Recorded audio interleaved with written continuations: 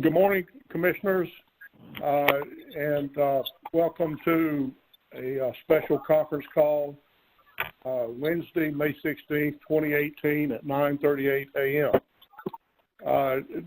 Director Shaw, are you on the line?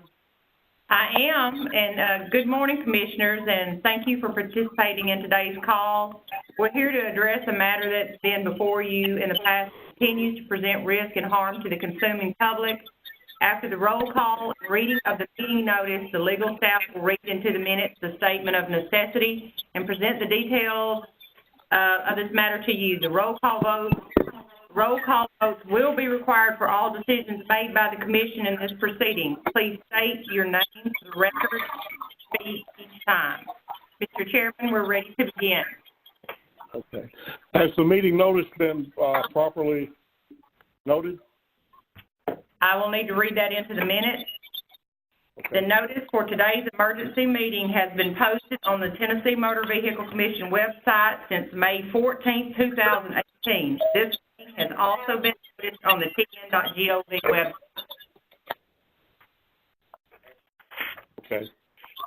Would you call the roll, please? Yes, sir. Chairman Roberts? Here. Commissioner Lee? Here. Commissioner Galvin? Here. Commissioner Clayton? Here. Commissioner Fox?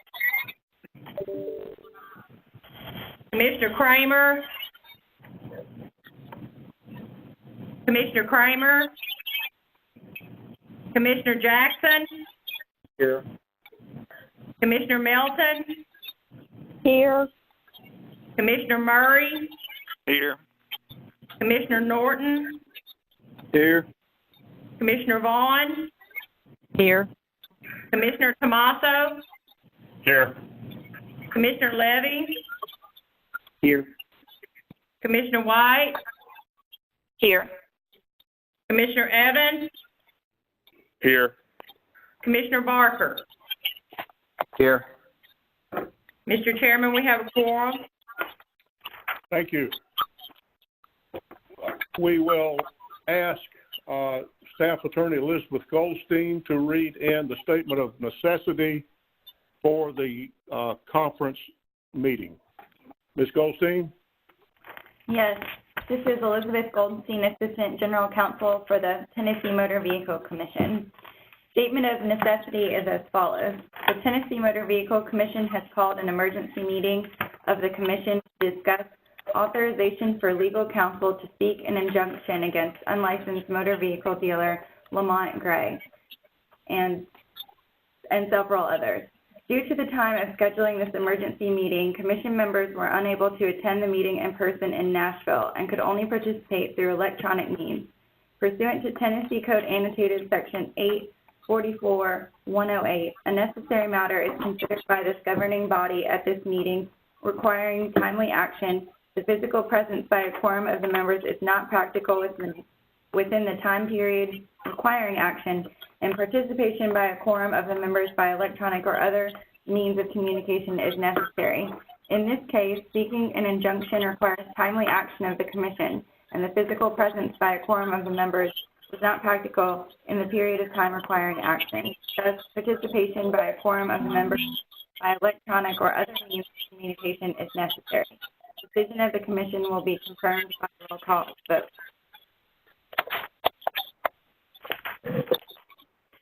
Commissioners, if you have any radios or televisions, if you could mute those at this time, because we are hearing some feedback.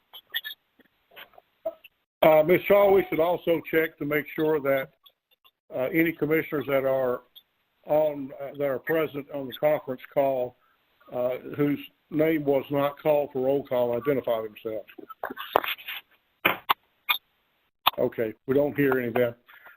Okay, is there a motion to adopt the statement of necessity and the agenda for today with that only that one item on it? Commissioner Vaughn, so moved. Okay. I'll Mr. second. Evans, seconds. Who is the second? Melton. Okay. Motion, Commissioner Vaughn, seconded by Commissioner Melton. Any discussion? Chair calls for a roll call vote, Ms. Shaw. Commissioner Levy, Yes. Commissioner Clayton, Yes. Commissioner White, Yes. Commissioner Murray, Yes. Commissioner Melton, Yes. Commissioner Lee, Yes. Commissioner Barker, Yes. Commissioner Galvin, Yes. Commissioner Norton, Yes. Commissioner Vaughn, Yes. Commissioner Jackson, Yes. Commissioner Evans, Yes.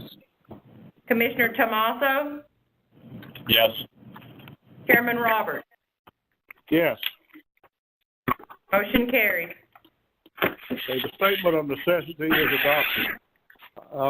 We'll move to the case presentation now. Ms. Page, would you be doing that? Yes, Chairman, thank you so much. Members of the Commission, thank you so much for taking time from your morning to hear this matter. We're in a position where, obviously, by calling this conference call, we feel like action is immediately necessary. To give you just what I'm going to be requesting to help frame what I will discuss, today I'm asking this Commission to approve by roll call vote my authority for us to address the Attorney General's office in order to seek an injunction against Lamont Gray and any of his DBA businesses. He has quite a few: Nationwide Auto, Universal Auto Sales, and Best Deals of variations. So that is going to be ultimately my request of you. So I want to give you some background on this issue. And the reason that we ask you for permission is that there are costs associated with engaging the Attorney General. They would charge us really like any attorney would. And so to set this up just as an expectation, first, let me just be clear. This is my first time doing this, and so I'm doing my best to learn this process and the costs. Speaking with other legal counsel here in chief, the estimated cost, if we were to take this, if it were to go all the way through the entire legal proceedings to a formal injunction and enforcement, it could potentially cost the Commission between $10,000 and $15,000. That is a rough estimate, and obviously, with any legal expense, that's what we would expect if everything went all the way to the end. And so that's why it's important, I think, that the Commission consider this and let me know what you want to do. So to give you some history on this matter, we first learned of Lamont Gray and his cousin, Andrew Collins, back in 2013. We've been receiving pretty consistently 2 to 3 complaints every few months on them since. At this point, we have investigated them for 176 plus hours of investigatory time. This is because Mr. Gray, what he does is moves around Memphis, between Memphis, Arkansas, and the surrounding areas, opening different businesses. And what he does is he goes to Arkansas, typically, purchases vehicles that are salvaged with salvage certificates from auction, brings them to Memphis, and then sells them to consumers there without any notice that they're salvaged. The only time we've ever seen notice is in one of his locations. He had put a sign on the wall saying all titles are salvage certificates, purchases as is. Mr. Gray and he's had a number of associates over the years and a number of businesses. At no point has anybody or any business had a license. Recently we had a formal hearing with an administrative law judge for unlicensed activity, and that was in November of 2017. And the judge assessed a $90,000 civil penalty for 32 separate complaints, each with separate consumers that have been injured. On top of these vehicles being salvaged, obviously you can imagine there's a multitude of mechanical issues that arise, and often the confrontation between the respondent and the complainants in this case becomes quite violent. There's been media stories of complainants showing up with guns, angry about vehicle sales, and vice versa, confrontations from the against the consumers. At this point, our investigatory team has been threatened by the individuals that run this business to the point where we no longer send them on site without Memphis Police Department escort. in the end of 2018, beginning of this year, Lamont Gray was finally arrested. Just so you understand, during all of this, we have attempted numerous times to get Memphis Police Department to take action. As you can imagine, unlicensed sales is not a priority in Memphis, and often it was deprioritized. But we were very fortunate to finally get movement with them. Lamont Gray was arrested, but it was not for the unlicensed sales. It was for theft and fraud in the conduct of sales, because he has done a number of other things, including telling people he would repair vehicles, and then the consumer wouldn't be able to get the car back, and then would later find that he had put their vehicle up for sale, and things like that. So there's a multitude of wrongdoing going on there, and no taxes are being paid. I think that's pretty apparent and obvious. So he was eventually picked. He currently has an open criminal case against him. However, he did pay bond and is out on bond. While out on bond, and this is why I felt like at this, obviously we've had quite the history with him, and we've attempted to get him in compliance. While out on bond, we have now received 3 or 4, I think we might be up to 4 complaints of a new dealership with a new name that he is operating, doing exactly the same thing he was before. In addition to that, there was a news story released a week and a half ago indicating that he had also expanded it to multiple locations in Arkansas. So, there was some hope that maybe he would leave, and we've been working with Arkansas, but he's really just straddling the border at this point and doing this activity on both sides. Both states are seeing activity. Lamont Gray has not been deterred by the $90,000 civil penalty that we assessed against him and the additional $10,000 in costs for the investigatory work and legal work that's gone into prosecuting him. The case took some time because he would often recruit an attorney to ask for a continuance and then vanish, and it would elicit sympathy from the ALJs, but luckily we were able to finally get that order. It seems apparent to us that Mr. Gray is a continued threat to the public. He has been a threat for some time, and at this point, board action, administrative law action, and criminal charges has not deterred him from continuing forward. The criminal case, because it doesn't encompass unlicensed sales, they're not in a position necessarily with the district attorney for them to step in this matter. At this point, it caused obviously numerous and extensive conversation here about what we can do. And what I have learned is the next step that will help us prevent it will basically empower the police to arrest him for selling vehicles is to get a formal injunction through the Attorney General's office for specifically prohibition of vehicle sales of any kind. At this time, he's not necessarily violating bond by illegally because it's not what, I think that there's some argument legally, but the DA is not going to probably do it. So at this point, it felt that it was incumbent on us to take what I would consider one of our most severe steps in order to protect consumers. He also has multiple judgments against him in civil court. The attorneys there for the Memphis Legal Aid Department, I'm very thankful for them. They've been very clued in on this and have been helping individual consumers sue Lamont Gray as well as get certificates or orders of ownership for these vehicles to help them start down the road for rebuilding and titling. So multiple agencies are involved, and at this point, none of it has stopped Lamont Gray. And so at this time, based on all that, obviously I'm happy to answer questions. I've been working this case for 2 years, so I'm pretty knowledgeable on it. So if there's questions of any details, I likely know. But at this time, I would request that we be given permission to engage the Attorney General in a conversation for injunction. Now, saying that, I do want to clarify that the Attorney General can tell me no.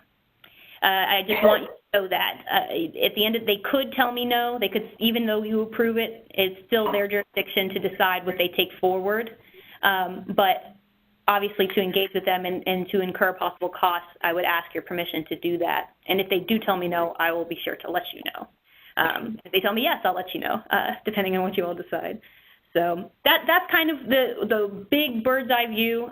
This has been going on for quite some time. I've counted at least 10 news stories from the Memphis area since 2013 related to this. And so if you have any questions, anything I can address specifically, please let me know. I'm happy to answer any questions. Ms. Page, Chairman Roberts, is there anything else the Commission can do, any other action the Commission can take in addition to the injunction? Chairman Roberts, so one thing we could do is continue to conduct formal hearings to get more orders. That was something that was suggested, was to try to get more orders to show a continued violation. I honestly believe that this time that would be a waste of resources. We've pretty much assessed the largest penalty I've ever gotten from an ALJ alone, and it has no deterrent effect. So unfortunately, besides what we're doing now, which I will tell you, we're working very closely with Memphis PD. I've developed a relationship with the sergeant there. Unfortunately, he was recently transferred to homicide, but I'm trying to get to know the new guy on business crime and economic crime. But we are working with Memphis PD, which is really honestly is the next best step. So there is nothing that I could imagine formally besides the injunction that the commission could do at this point. But we're exploring options informally as much as we can. Okay. Are there any other questions for Ms. Page? This is Commissioner Jackson. Have we got the IRS involved in this where we could stop his funds from rolling? Is that any kind of way we can do that? Yes, Commissioner Jackson, Revenue is aware of this. They seem to be in and out of the picture depending on what the police are doing. I am not sure why they haven't taken further action, to be honest with you.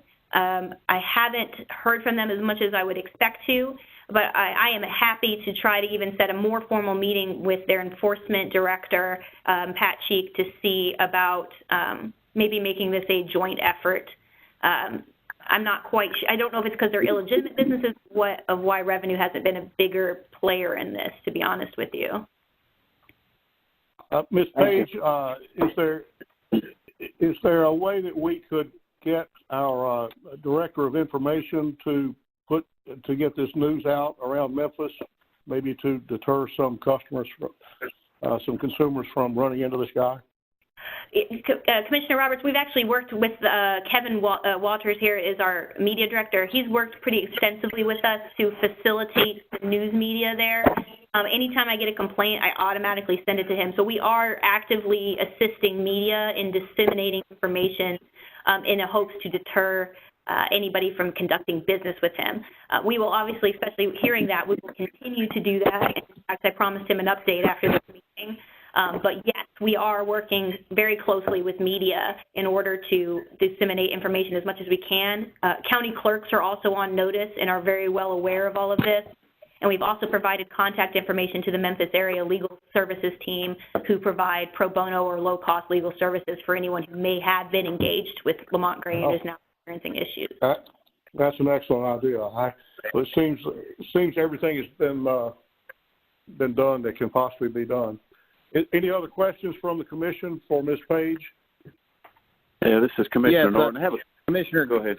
Hey, this is Commissioner Norton. I had a couple questions. We talked about the obvious goal is to stop these operators from operating in the Memphis market. But Commissioner Jackson mentioned the IRS. But I know there's one thing you mentioned: the sales tax. And if there's sales tax being collected and there's sales tax not being paid in, I know. In the past, when I've seen situations when there's this situation, that the enforcement goes in and padlocks the facility. So has that been addressed with the sales tax department? Yes, Revenue has actually padlocked some of the prior locations. This is it's almost like whack-a-mole.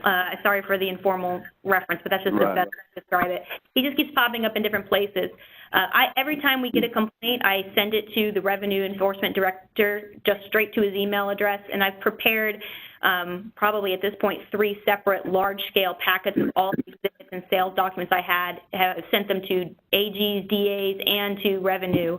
And honestly, the only agency I don't hear back from is Revenue, and I don't quite know why, and it could be because they have done a couple of enforcement actions and then he's come up again and it's just moving faster than they move, or whether they're just overburdened. But I will make an additional effort to get my chief counsel to talk with Pat Cheek after this meeting to see where they're at as well. Chief counsel tends to have an easier time getting a hold of them than I do. So I will consult it with them as well. I would suggest we supply them with the new addresses as they pop up. Another thing I had to mention was, I know I'm a Memphis dealer, and I know Commissioner Vaughn's a Memphis dealer, but if we could work with your director of communication to let us know who's helping us in this endeavor as far as getting the word out. We spend a lot of money in that market for TV. We can actually make a phone call and probably get some attention drawn to this situation. Absolutely. I think right now our biggest partner has been WREG out there. I can't remember the reporter's name specifically, but I think that he is is that us? Okay, we have a fire alarm going off, but we're going to ignore it. We have I can't remember the individual name, but I'm happy to share that with you, Commissioner, after this meeting. There's a reporter who he managed to make her mad, and so now she's out for them. So we have a bulldog reporter on the team as well. Okay. All right, thanks. Okay, thank you. Absolutely. Any further questions? Yes, Commissioner Galvin here. Yes, sir. Mrs. Page, quick question. You mentioned Lamont Gray is in custody right now. Is that correct? He is currently out on bond. Okay. What about Andrew Collins? What's going on with that guy? We haven't actually heard from Andrew Collins in quite some time. It seems to be Lamont Gray used to do business with an individual, Gino White. Gino White, we thought for a while, was an alias perhaps of Andrew Collins or Lamont Gray. It seems to be that he's actually an individual. And then it seemed to be Gino White faded away. Andrew Collins was doing business with Lamont, and then now it seems that Andrew Collins has faded away. The only reason I have not included him in this request is that we actually haven't had any news or mention of his name since my order came out with the $90,000 civil penalty. So at this point, I don't have any information indicating he's still in the business. To be Lamont Gray, and then sometimes his former partner, Gino White, will pop up from time to time. Mr. White was also indicted on a warrant for theft related to activity he had conducted with Lamont Gray. However, Lamont seems to be the central figure of all this. No matter who else is named, there's probably about 10 to 15 associates over the years that have come and gone. Lamont Gray is the one that is consistently there. And so obviously if news changed, we would make sure to relay that to the AG. And to be frank, I'm not sure how widely encompassing they could make that injunction, but I'll be sure to talk with the AG's office as much as possible. It's an emergency meeting. I'm so sorry. Sorry. We have to go. Is this a joke? We have to go. Members of the commission, we actually are being evacuated from our building right now. Okay. Can we dial back in at, I know everybody's got a different schedule. Can we dial back in, say, at 1? Could y'all be available? I have a flight. Chairman Roberts, I have a flight there.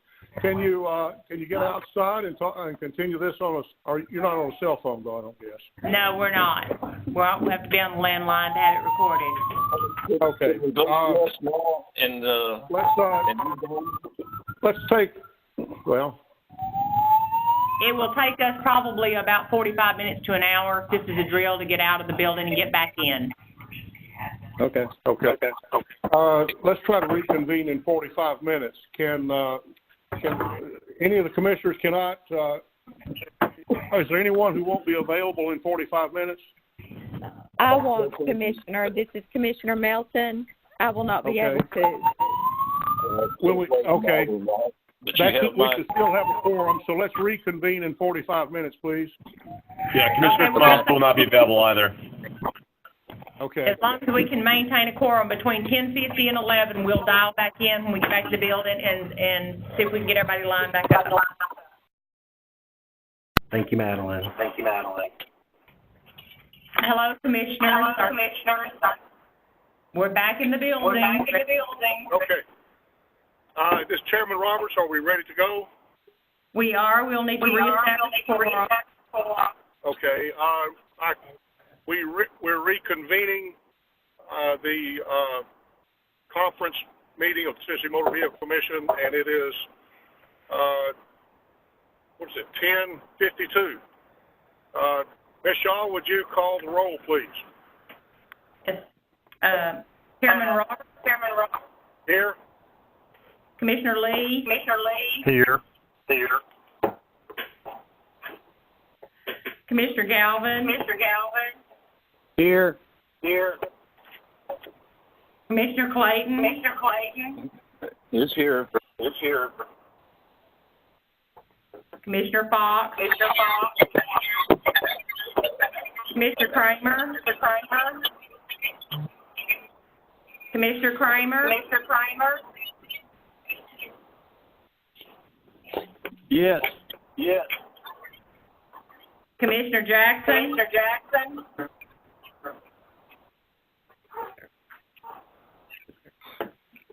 Commissioner Melton?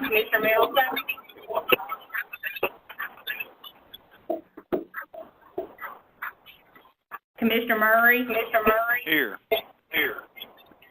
Commissioner Norton? Here.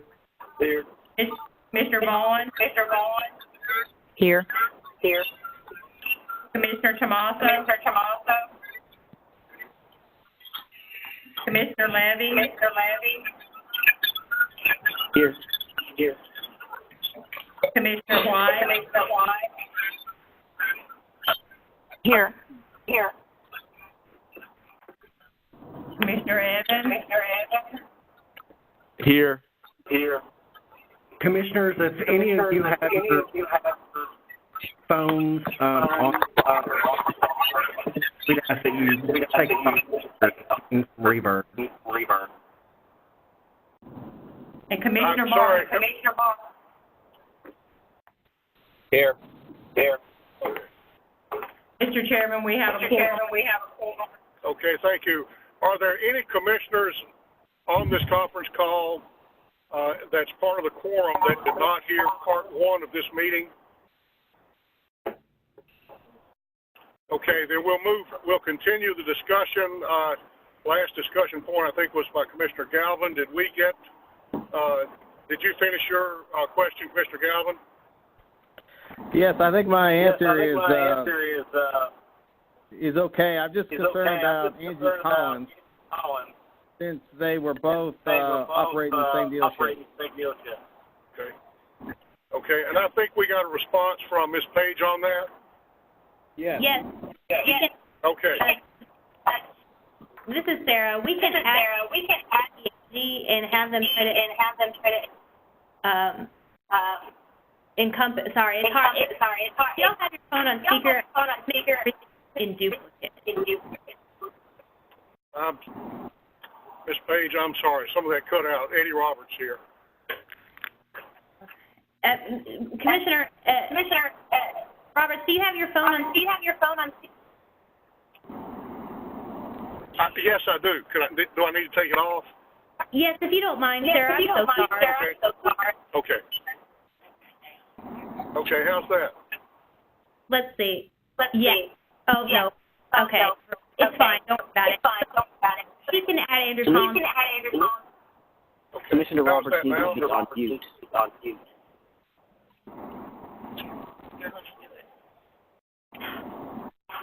Everything we're hearing on our end is in a duplicate. It's like a reverb. We're speaking and re-speaking. So if any of you have your phone on speaker, if you could, please change that or take it off speaker. Okay. Eddie Roberts, mine is off speaker now. Okay. It seems like it's working now. Thank you all so much. So sorry about that. It was hard to hear what I was saying. So I agree with you, commissioners, that there are actually, including Andrew Collins, a couple other bad actors. And so we would, when we speak with the AG, I'd love to include as many as possible. I think the most evidence we have as far as to go to a court of law for an injunction is because of an ongoing harm is going to be Lamont Gray. But you are dead on right. Andrew Collins has been tied to this matter up until recently. And so we will make sure the AG is aware of that and get their input on who all and how we can phrase that injunction to encompass all of the people who have participated in this scheme. Okay. If there are no further questions, any further questions? Okay, we don't hear any. The chair would look for a motion on the either accept or deny the staff authorization to pursue an injunction against the respondents? Is there a motion? Commissioner Vaughn, I'd like to make a motion that we accept the council's request. Okay. Motion by Commissioner Vaughn. Is there a second? Commissioner Who Jackson seconded that, please? Commissioner Jackson. Commissioner Jackson. Okay, thank you. Commissioner Jackson seconded. Are there any comments on the motion? I hear no comments on the motion, so we'll ask Director Shaw to call roll call vote, yes or no for the motion to accept the recommendation and to seek injunction. Director Shaw. Commissioner Levy? Yes. Commissioner Clayton? Commissioner Clayton? Commissioner White? Yes. Commissioner Murray? Yes. Commissioner Melton? Commissioner Lee? Yes. Commissioner Barker? Yes. Commissioner Galvin? Yes. Commissioner Norton? Yes. Commissioner Vaughn? Yes. Commissioner Jackson? Yes. Mr. Kramer is present, but will not be a voting member since he did not, was not present at the first part of the meeting. Commissioner Evans? Yes. Commissioner Tomaso? Chairman Roberts? Yes. And did we get a vote from Commissioner Clayton? We did not. Commissioner Did Clayton? not vote. And you want to try Commissioner Melton again? I didn't hear that response. She's not present. She was not going to be able to be present for the second part of the call. Okay. Well, if we have a quorum, then we still have a quorum, correct? We do still have a quorum, and we have 1, 2, 3, 4, 5, 6, 7, 8, 9, 10, 11 votes to approve. Okay. The motion carries. There is no further business on our agenda, so the chair would accept a motion to adjourn. Is there a motion? So moved. Motion. Okay, we have a motion and a second. Seconded. Second. Okay. Commissioner Lee. Thank you. Commissioner Lee. Don't know how the technology works on this. We can't all vote at the same time, I wouldn't think. Let's have a quick roll call vote then on adjournment. Commissioner Levy? Yes. Commissioner Clayton? Commissioner White? Yes. Commissioner Murray? Yes. Commissioner Melton, not present. Commissioner Lee? Yes. Commissioner Barker? Yes. Commissioner Norton? Yes. Commissioner Vaughn? Yes. Commissioner Jackson? Yes. Commissioner Galvin? Yes. Commissioner Jackson? Yes. Commissioner Kramer? Yes. Commissioner Evans? Yes. Commissioner Tomaso? Chairman Roberts? Yes. Thank you so much, members of the commission. I apologize for the craziness, but I really do appreciate your time. Thank you, commissioners, and safe Thank journey. you. Thank you, Thank you. staff and commissioners. We are adjourned. We are adjourned. Thank you. Thank you. Thank you.